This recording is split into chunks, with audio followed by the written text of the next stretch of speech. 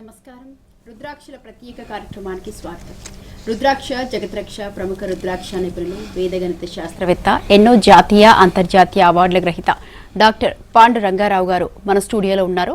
మీ పుట్టిన తేదీ వివరాలు తెలిపి ఎటువంటి రుద్రాక్షలు ధరించాలో గురువు గారిని అడిగి తెలుసుకుందాం. స్క్రీన్ పై స్క్రోల్ అవుతున్న నెంబర్స్కు ఫోన్ చేసి గురువు గారితో నేరుగా మాట్లాడండి. నమస్కారం గురుగారు.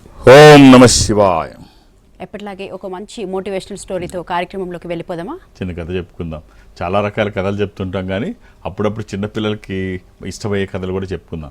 చిన్నపిల్లలకి జనరల్గా ఏమి ఇష్టం ఉంటాయంటే తెనాలి రామకృష్ణ కథలు, అరేబియన్ నైట్స్, అలాగే అక్బర్ బీర్బల్, ఇలాంటి కథలు చాలా బాగుంటాయి. అంటే ఒక ఇన్ఫర్మేషన్ ఇచ్చేటట్టుగా ఉంటాయి, సరదాగా ఉంటాయి, బాగుంటాయి, మైండ్కి పదును పెట్టేగా ఉంటాయి. చిన్నపిల్లలకి చాలా మంది ఇవాళ ఎవరు చెప్పే పని లేదు, ఎవరు చెప్పట్లేదు. అవి ఒక చిన్న అక్బర్ బీర్బల్ కథ చెప్పుకుందాం. చిన్న కథ చెప్పుకొని కార్యక్రమంలోకి పెడదాం. సో బీర్బల్ చాలామంది ఏమనుకుంటారంటే అతను ముస్లిం అనుకుంటారు. కాదు, అతని పేరు మహేష్ భట్ బ్రహ్మదత్. చాలా అతను పంజాబ్ ప్రాంతానికి చెందినటువంటి వాడు, ముస్లిం అనుకుంటారు. సాధారణంగా అక్బర్ లాంటి వాడి దగ్గర అక్బర్ పేరు కూడా జలాలుద్దీన్ అక్బర్, జలాలుద్దీన్ మొహమ్మద్ అక్బర్, జలాలుద్దీన్ మొహమ్మద్ అక్బర్. అలాగే అతని దగ్గర చుట్టుపక్కల ఉండేటువంటి వాళ్ళందరూ తనకు సంబంధించిన వాళ్ళే. ఇప్పుడు లతీఫ్ ఖాన్ కావచ్చు, అలాగే భైరవ్ ఖాన్ కావచ్చు, వీళ్ళందరూ తనకు సంబంధించిన వాళ్ళే ఉంటారు చుట్టూ. కానీ ముఖ్యమైన ప్లేస్లో బీర్బల్ని పెట్టారు. ఎందుకంటే బీర్బల్ అంతటి మేధావి. కష్టం వచ్చినప్పుడు ఆ కష్టం నుంచి సింపుల్గా బయటకు తీసుకురావడం, తనకి ఇబ్బందికరమైన పరిస్థితులు వచ్చినప్పుడు ఆ పరిస్థితి నుంచి చక్కగా నవ్వుతూ బయటకు తీసుకొచ్చేయడం, తెలివితేటలు అవసరమైనప్పుడు తెలివితేటలు ప్రదర్శించడం, ఈ పాత్రలన్నీ పోషించే సామర్థ్యం కేవలం ఒక్క బీర్బల్కే ఉండేవి. అందుకనే కీలకమే. అక్బర్ తన మొట్టమొదటిసారి అధికారంలోకి పీఠాన్ని అధిష్ఠించినప్పుడు తన వయసు 14 ఏళ్ళు మాత్రమే. అంతా బీర్బల్ తెలివితేటలే. కేవలం 14 years మాత్రమే అప్పుడు అక్బర్కి. 1526 అనుకుంటా. రైట్, చిన్న కథ చెప్పుకుందాం. ఓకే గురుగారు. అక్బర్ తన ఆస్థానంలో ఉండేటువంటి అన్ని డిపార్ట్మెంట్ మంత్రులందరినీ పిలిచి, ఈసారి నేను దేశంలో అత్యుత్తమమైనటువంటి అవార్డు అంటే భారతరత్న లాంటిది అనుకో, ఇది ఇస్తాను మంత్రులందరిలో ఎవరు తెలివైన వాళ్ళు చూసి అనేసి అందరినీ పిలుస్తాడు. అన్ని డిపార్ట్మెంట్ మంత్రుల్ని పిలిచి అందరికీ తలో విత్తనం ఇస్తాడు. ఇది 6 months టైంలో మంచిగా బాగా పువ్వులు వచ్చేటట్టు చూసి తీసుకురండి. ఎవరు బాగా దీన్ని డెవలప్ చేస్తారో వాళ్లే ఉత్తములు. మీ తెలివితేటలన్నీ ఉపయోగించండి. ఎంత బాగా గ్రో చేయగలుగుతారో, అది ఎంత మ్యాక్సిమం చేయగలుగుతారో అన్నీ చెప్తాడు. అందరికీ తల ఎత్తున ఇస్తాడు. బీర్బల్కి కూడా ఒకటి ఇస్తాడు. బీర్బల్కి కూడా ఒకటి ఇస్తే అందరూ వెళ్తారు. అందరూ వెళ్ళి ఈ 6 months టైం ఉంది కదా, చక్కగా దాన్ని పాట్లో వేసి ఒక దీంట్లో కుండలో వేసి మట్టి వేసి లైట్గా వాటర్ పెట్టి కిరణాలు తగిలేటట్టు, ఎండ తగిలేటట్టు పెట్టి ఇవన్నీ చాలా జాగ్రత్తగా చేస్తున్నాడు బీర్బల్. సరే, రోజులు గడుస్తున్నాయి, వారాలు గడుస్తున్నాయి, నెలలు గడుస్తున్నాయి. ఏం మార్పు రావట్లా, ఇంక దగ్గరకు వచ్చేస్తుంది డేటు. అందులో మొక్క అది మొలకెత్తట్లేదు, విత్తనం అలాగే ఉంది. మళ్ళీ కొత్త మట్టి మార్చాడు. ఇక్కడ ఆస్థానంలోకి వస్తుంటే వాళ్ళు రకరకాలుగా చెప్పుకుంటున్నారు. నా మొక్క 1 feet వచ్చింది, నాది 2 feet వచ్చింది, ఇంత బాగా గుబురుగా వచ్చింది, అంత బాగా పువ్వులు వచ్చాయి, రకరకాలుగా వాళ్ళు మాట్లాడుకుంటున్నారు. కింద చూస్తే అసలు ఏమీ లేదు, దగ్గరికి డేట్ వచ్చేస్తుంది. మళ్ళీ తీస్తాడు, కొత్త మట్టి వేస్తాడు, విత్తనం వేస్తాడు, అసలు ఏమేం చేయాలో అన్నీ చేస్తాడు. ఒక విత్తనం అది మొలకెత్తాలంటే తీసుకోవాల్సిన జాగ్రత్తలు అన్నీ తీసుకుంటాడు చాలా జాగ్రత్తగా. ఏముండదు. తర్వాత ఆ డేట్ వస్తుంది, అందరూ మొక్కలు తీసుకొని వస్తారు. పూలతో అద్భుతంగా ఉంటాయి ఒక్కొక్కరు తీసుకొచ్చినవి. మనాడేమో పాపం విరవలు ఏమీ లేకుండా తీసుకొస్తారు. అందరు చూసి నవ్వుతూ ఉంటారు, పక్క నవ్వుతూ ఉంటారు. అందరు బాగా ముఖం అలా పెట్టుకొని ఉంటాడు. సరే, అక్బర్ అందరి దగ్గరికి వచ్చి ఒక్కొక్క మొక్కని పరిశీలిస్తుంటాడు. చాలా అద్భుతంగా ఉన్నాయి. ఏం బీర్బల్, ఏంటి పరిస్థితి అంటాడు. ఏంటి పరిస్థితి అంటే, ఏం చేయను మహారాజా, నేను తీసుకోవాల్సిన జహాపన అంతా నేను చూశాను, ఎక్కడ ఏమి నా పొరపాట్లు ఎక్కడా జరగలేదు, అన్ని జాగ్రత్తలు తీసుకున్నాను, ఏమిటో నాకు అర్థం కావట్లేదు. ఈ విత్తనం తీసి కొత్త విత్తనం వేస్తే అది మొలకెత్తుద్ది, నేను అలాగా ఆ తప్పు పని చేయాలని నాకు అనిపించలేదు, ఆ మోసం అయితే చేయను అన్నాడు. సరే, అప్పుడు అక్బర్ నవ్వుకొని అని చెప్తాడు, అనౌన్స్ చేస్తాడనమాట, గెలిచింది ఈ భారతరత్న అవార్డు దక్కేది తినకే, బీర్బల్కే దక్కుద్ది. అందరూ ఎందుకనంటే అప్పుడు చెప్తాడు, నేను మీ అందరికీ ఉడకబెట్టిన విత్తనాలు ఇచ్చాను, అవి ఎప్పటికీ మొలకెత్తావు, మీరేమో కొత్త కొత్త విత్తనాలు మీకు బాగా పండిన ఏవైతే బాగుంటాయి అవి తీసుకొని వచ్చారు, ఏ విత్తనం మొలకెత్తదు, అన్నీ నేను ఉడకబెట్టి ఇచ్చాను. సో ఇప్పుడు నిజాయితీ, గొప్పతనం, మేధావి, అన్ని రకాలుగా గొప్పవాడు కాబట్టి ఏ పరిస్థితుల్లోని తప్పు చేయడు కాబట్టి తనకి ఉత్తమమైనటువంటి అవార్డు అక్బరు ఇస్తాడు. సో కాబట్టి ఇలాంటివి అప్పుడప్పుడు చెప్పుకోవడం బాగుంటుంది. ఓకే గురుగారు, మనం ఒక ప్రశ్న తీసుకుందాం. కాల్ తీసుకునే ముందు ఒక ప్రశ్న తీసుకుందాం. గురుగారు, ఇది శ్రావణ మాసం కదా, సో ఈ శ్రావణ మాసం ఈశ్వరుడి మాసం అంటారు. అవును. సో మరి ఈ శ్రావణ మాసం గురించి లక్ష్మీదేవికి కూడా అవును, శ్రావణ మాసం అంటే లక్ష్మికి ఐశ్వర్యాన్ని ఇచ్చింది ఈశ్వరుడు ఈ మాసంలోనే. అలాగే కుబేరుడికి ఐశ్వర్యం ఈశ్వరుడు ఐశ్వర్యాధిపతి. ఆయనే మెయిన్. ఈ కుబేరుడికి ఇచ్చిన లక్ష్మీదేవికి ఇచ్చిన ఆయనే మెయిన్. ప్రింటింగ్ ప్రెస్ అక్కడ, ఇవన్నీ బ్రాంచెస్. అలాగే బిల్వపత్రాలు పుట్టింది ఈ మాసంలోనే. అమృతాన్ని చిలికినప్పుడు పుట్టింది ఈ మాసంలోనే. అమృతం సాగరంలో పుట్టింది. సో ఈ మాసం చాలా విశేషమైంది, ఈశ్వరుడికి ఇష్టమైన మాసం. శ్రీ మహావిష్ణువు ఈశ్వరుడు అంటే వక్ష అనే రాక్షసుడిని సంహరించడానికి ఒక బలమైన ఆయుధం కావాల్సి వచ్చి ఈశ్వరుడి కోసం తపస్సు చేస్తాడు. ఈశ్వరుడి కోసం చేసినప్పుడు అంటే వ్రతం చేస్తాడు. వ్రతంలో సహస్ర కమలాలతో వ్రతం చేయాలి. చేద్దాం అనుకుంటాడు. 1000 కమలాలతో ఈశ్వరుడికి వ్రతం చేయాలి. సరే 1000 కమలాలు తీసుకొచ్చి పెట్టుకొని వ్రతం చేస్తున్నాడు. శివలింగానికి అభిషేకం చేస్తూ ఉంటే చాలా ముచ్చటపడుతుంటాడు ఈశ్వరుడు చూసి, ఇంత బాగా చేస్తున్నాడు, చిన్న పరీక్ష అని ఆ 1000 కమలాల్లో ఒక కమలం తీసి పక్కన పెడతాడు. ఈశ్వరుడు తీసేసుకుంటాడు. అక్కడ ఒకటి తక్కువ ఉంటుంది. ఒకటి తక్కువ ఉంటే మామూలు తిను అభిషేకంలో పడిపోయి ఇలా చేస్తున్నాడు శ్రీ మహావిష్ణువు. చేస్తుంటే ఆఖరికి వచ్చేటప్పుడు ఒకటి తగ్గింది. ఇదేమిటా ఒకటి తగ్గింది, ఇప్పుడు దీంట్లోంచి లేవడానికి లేదు, అది తీసి పెట్టే అవకాశము లేదు, మొత్తం వ్రతం అంతా పోతుంది, ఏమైపోయింది, ఒకటి నేను కరెక్ట్గానే పెట్టాను, 1000 కమలాలు సహస్ర కమలాలు అక్కడ తీసుకొచ్చి పెట్టాను, ఒకటి ఎలా మిస్ అయింది, మొత్తం వ్రతభంగం అవుతుంది ఏమిటని ఆలోచిస్తుంటే అప్పుడు విష్ణువు గుర్తొస్తుంది. నన్ను కమలాక్షుడు అంటే కమల నేత్రుడు అంటారు కదా, కమలాల వంటి నేత్రములు కలిగిన వాడు అంటారు కదా నన్ను, అందుకనే ఒక నేత్రం తీసి ఆ కమలం తీసి అందులో పెడతాను అని ఒకటి తీసి పెడతాడు. ఆశ్చర్యపోతాడు ఈశ్వరుడు. ఇద్దరికి తేడా ఏం లేదు, ఇద్దరు ఒకటే. అప్పుడు వచ్చి ప్రత్యక్షమయ్యి తనకి ఈ సుదర్శన చక్రాన్ని ఇస్తాడనమాట. అప్పుడు ఈ సుదర్శన చక్రం గొప్పతనం ఏంటంటే టార్గెట్ చెప్పేస్తే తీసుకెళ్ళి ఏ అక్కర్లా వదిలేస్తే చూసుకొని వచ్చేస్తుంది పని. అంత శక్తివంతమైంది. 1,00,000 కోణాలు ఉంటాయి. అది తిరిగితే ఒక్కసారి ప్రళయం వచ్చినట్టుంటుంది. సో అంత గొప్ప ఆయుధం ఆ రోజు ఈ శ్రావణ మాసంలోనే శ్రీ మహావిష్ణువుకి సుదర్శన చక్రం ఇచ్చినట్టుగా పురాణం. ఓకే, చాలా బాగుంది కదా. ఓకే గురుగారు, కాల్ తీసుకుందాం మనం. లక్ష్మి ఫ్రమ్ ఒరిస్సా. లక్ష్మి గారు నమస్తే అండి. నమస్తే అండి. గురుగారితో మాట్లాడతారు. అమ్మా ఓం నమ శివాయ. ఓం నమ శివాయ గురువు గారు. ఏమిటమ్మా? నమస్కారం అండి. ఒరిస్సాలో ఎక్కడమ్మా? ఒరిస్సాలోని కాశీనగర్ గురువు గారు. ఎక్కడమ్మా? కాశీనగర్. కాశీనగర్. కాశీనగర్ సార్ గురువు గారు. గుల్పూర్ దగ్గర కాశీనగర్ సార్ గురువు గారు. ఓకేనమ్మా, డేట్ ఆఫ్ బర్త్ ఇస్తారా? మా పాప గురించి గురువు గారు 23rd May 2005. 23rd May 2005 అమ్మా. అవును గురువు గారు. అయితే పాప ఏదనుకున్నా అంటే తన కెరీర్ గురించి అడగాలనుకున్నా. అమ్మా సోమవారం అమ్మాయి పుట్టినట్టు తెలుసా అమ్మా? తెలుసు గురువు గారు. ఏదో చెప్తున్నారు.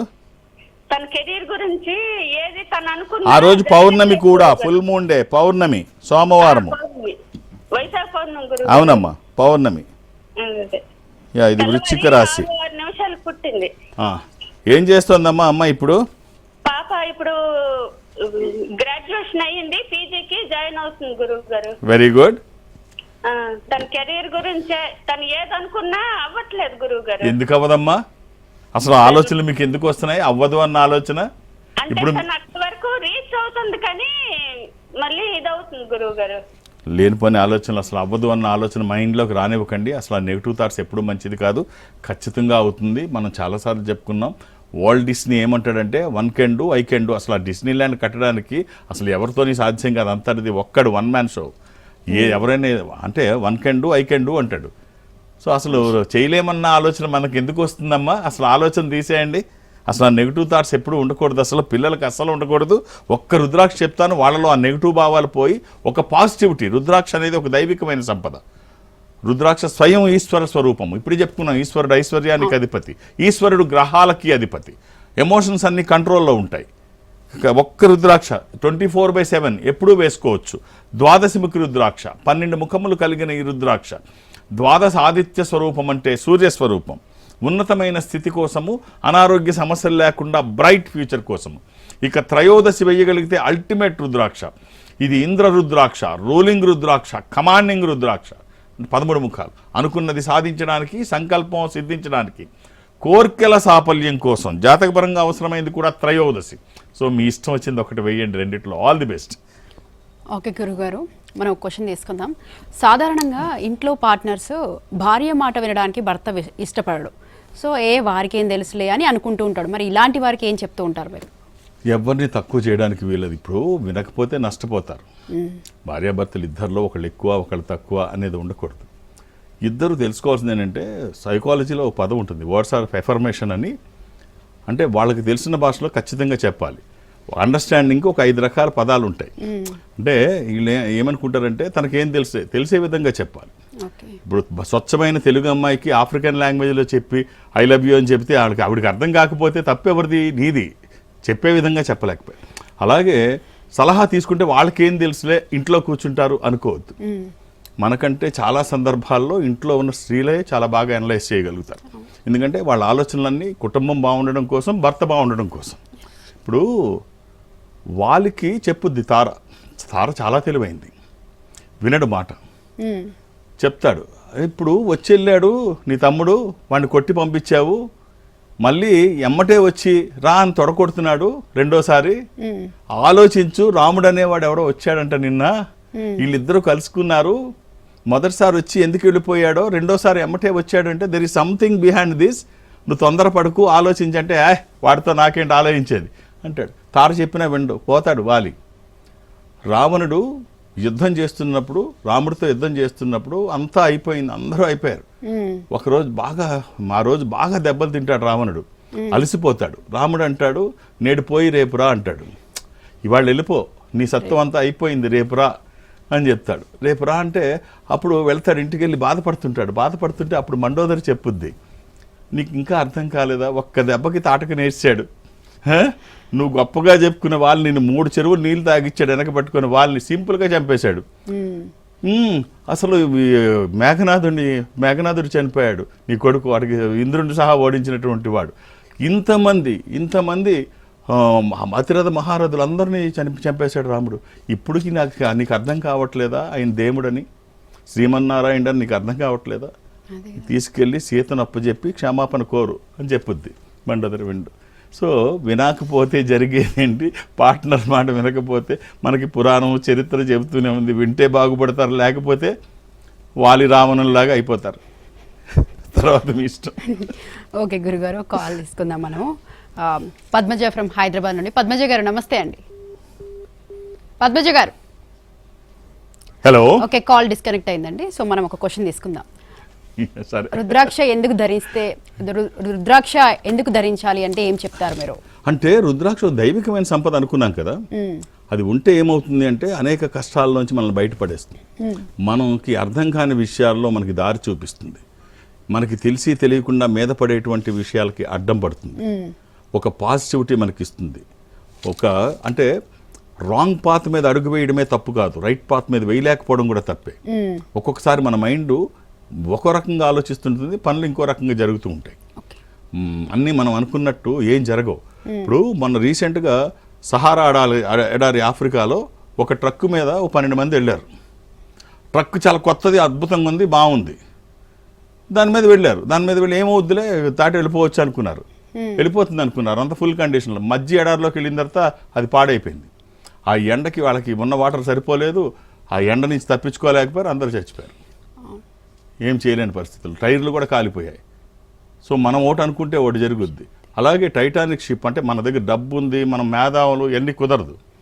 టైటానిక్ షిప్ మునిగిపోయిన తర్వాత మొన్న రీసెంట్గా అది ఎలా మునిగిపోయింది, ఎక్కడుంది చూడడానికి 2023లో ఒక 5 ప్రపంచంలో ధనవంతులు 5 ఒక అండర్గ్రౌండ్ దీంట్లో ఏమంటారు దాన్ని, జలాంతర్గామిలోంచి 5 వెళ్ళారు, ప్రపంచంలో ధనవంతులు 5 చూద్దామని.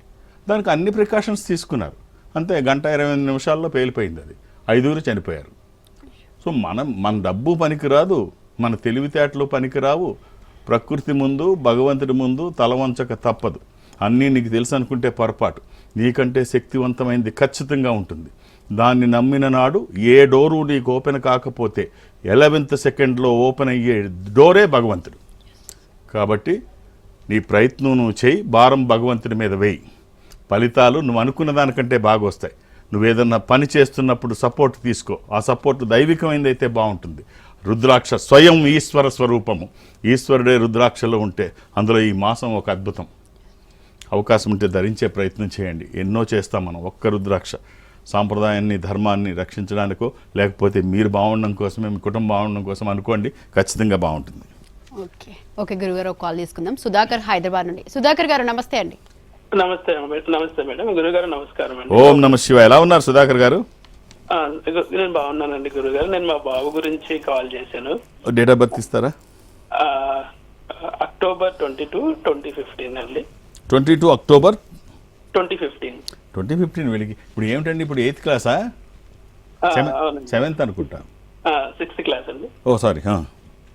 అంటే బాబు కొంచెం వీక్ గా ఉన్నాడు, కొంచెం అంటే చెప్పిన మాట ఏం వినడండి, కొంచెం ఆరోగ్యం గురించి. ఏమి నా సార్, ఇప్పుడు 6th క్లాస్ చదువుతున్న పిల్లాడు, పిల్లలు అందరూ అలాగే ఉంటారండి. ఏ వినాలి? ఇప్పుడు చిన్న చిన్న పిల్లవాడు 6వ తరగతికి వచ్చాడు. ఒక చిన్న రుద్రాక్ష ఎత్తాను వేయండి, బాగుంటుంది. వాళ్ళకంటే నాలెడ్జ్ కోసము, ఆరోగ్యం కోసము. సార్ ఇప్పుడు పిల్లలు చేసే ప్రతి మూమెంట్ మెమరబుల్, అది మళ్ళీ తర్వాత మనకు కావాలంటే రాదు.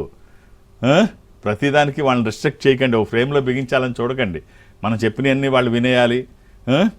ఇప్పుడు పిల్లలు జనరల్గా పిల్లల మైండ్ ఎలా ఉంటుందంటే, ఏదన్నా వాళ్ళు పనిలో ఉన్నప్పుడు రెండో మాట వినరు. ఆ పని కంప్లీట్ అయితేనే మనం చెప్పింది వింటారు. వాళ్ళు ఏదో పని చేస్తున్నప్పుడు మనం ఏదో చెప్తే వాళ్ళు వినరు.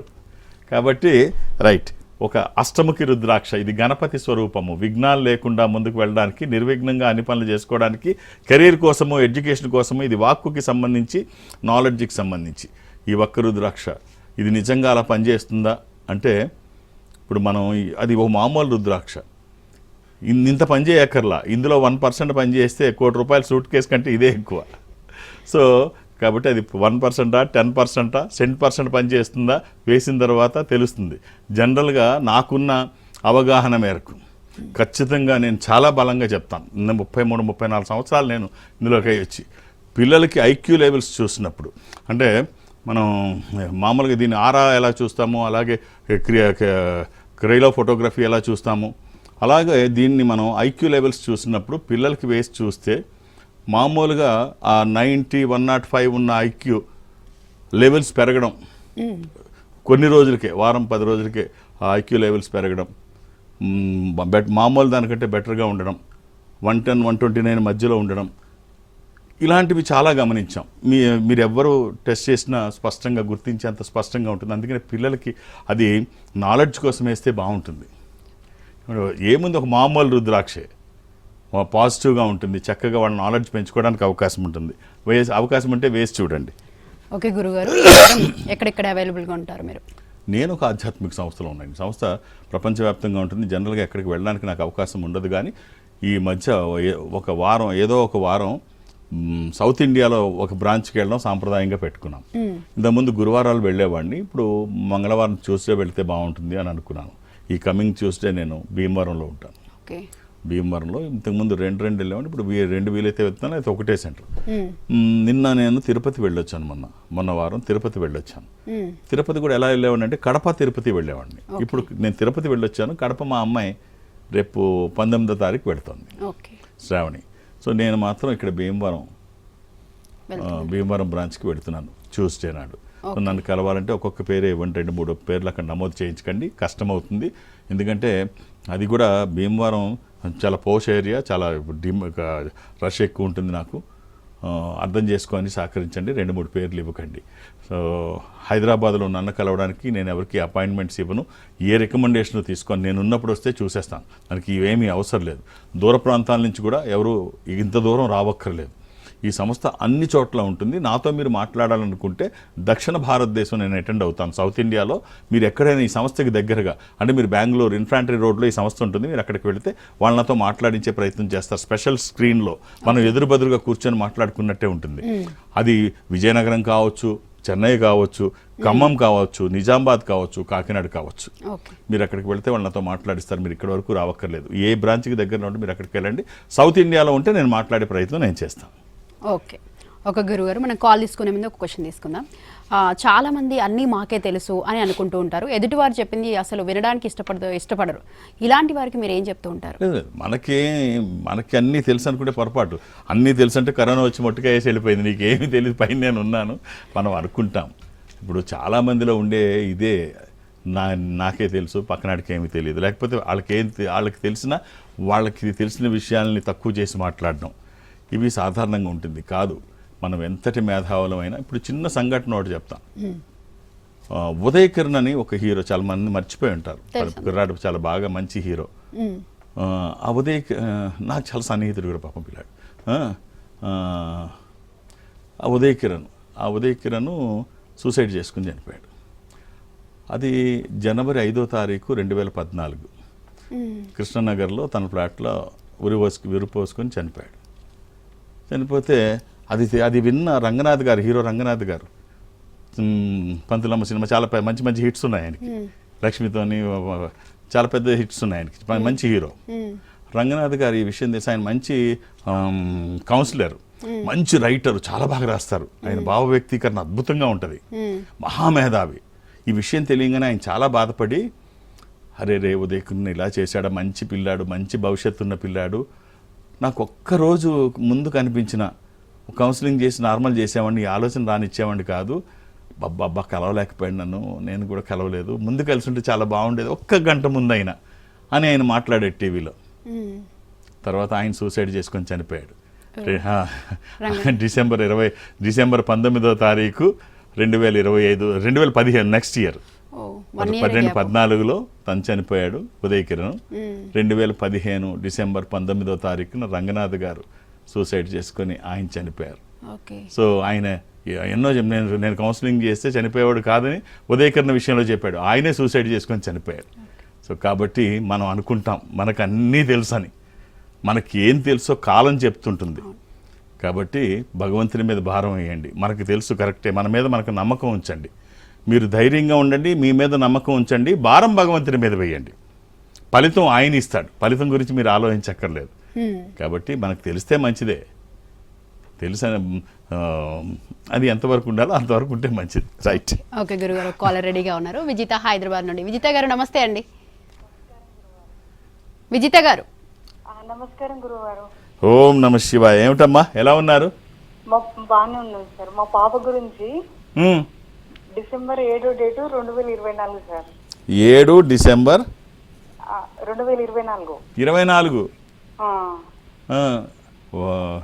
సరే, ఓ చిన్న రుద్రాక్ష 3 వీళ్ళకి ఏమీ అసలు అవసరం లేదమ్మా, బాలరిష్టాలు లేకుండా చిన్న పిల్లలకి ఓ 3 ముఖాలు అగ్నిస్వరూపము. పిల్లలు నడుస్తూ పడిపోతుంటారు, మంచం మేంచి పడిపోతుంటారు, వాతావరణంలో చిన్న మార్పులు వచ్చినా వాళ్ళకి ఎఫెక్ట్ అవుతూ ఉంటాయి. అలాగే సడన్గా ఫిట్స్ లాంటివి వస్తాయి, పర్మనెంట్ కాదు, ఇది బాలారిష్టమే. అలాగే ఒక జాండిస్ లాంటివి వస్తాయి, అది బాలారిష్టమే, పర్మనెంట్ కాదు, పచ్చకామెరలు అంటారు కదా, అవి వస్తాయి. ఈ బాలరిష్టాలను అధిగమించడానికి ఒక త్రిముఖి రుద్రాక్ష 3 ముఖాలు అగ్నిస్వరూపము, ఇది ముదురు తేనె రంగులో ఉంటుంది, అంటే చింతపిక్క కలర్లో ఉంటుంది. అది మన హిమాలయ పర్వత శ్రేణులకు చెందిందై ఉంటుంది, మామూలు రుద్రాక్షే, చిన్నగా ఉంటుంది, అది వేయండి సరిపోతుంది.